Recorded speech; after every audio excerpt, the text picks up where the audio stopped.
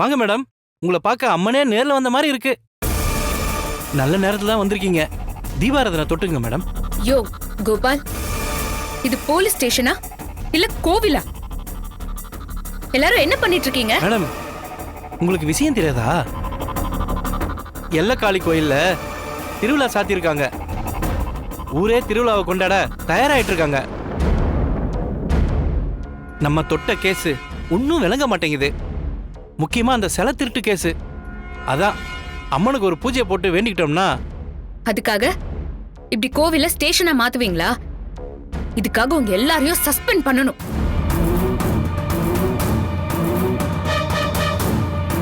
சரி, இத பத்திலாம் அப்புறமா பேசலாம்.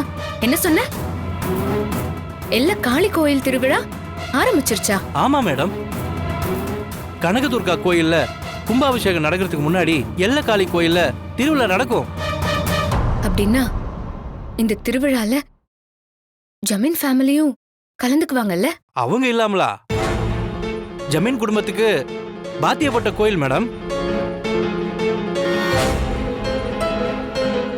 இந்த நேரத்துல சாண்டி ஒரு டீமோட வந்து இறங்கியிருக்கான்.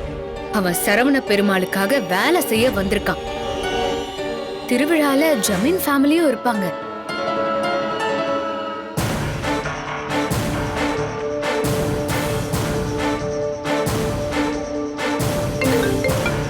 ஹலோ அசோக், எனக்கு ஒரு தகவல் வேணும்.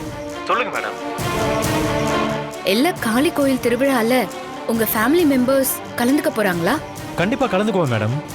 அந்த கோவில் திருவிழா ரொம்ப விசேஷமா இருக்கும். அதோட திருவிழா அன்னைக்கு துர்கா காளி வேஷம் போட்டு ஆட போறா. அப்படியா? ஏன் துர்கா எதுக்காக ஆட போறா? அது எங்க குடும்பத்தில் இருக்கிற ஒருத்தர் காளி வேஷம் போட்டு ஆடணுங்கிறது ஐதீகம் மேடம். எதனால துர்கா ஆடணும்னு முடிவெடுத்தீங்க? இந்த வருஷம் நானே வேஷம் கட்டி ஆடுறேன்னு துர்கா சொன்னதுனால நாங்களும் அதை ஒத்துக்கிட்டோம். ஏன் மேடம் இதெல்லாம் கேக்குறீங்க? துர்கா மேல மேல எதுவும் சந்தேகமா? அப்படியெல்லாம் ஒண்ணும் இல்ல. ஜமீன் ஃபேமிலி திருவிழாக்கு வந்தா நாங்க தானே சரியான பாதுகாப்பு கொடுக்கணும். அதுக்காக தான் விசாரிச்சேன். ஓ அப்படியா? Thanks madam.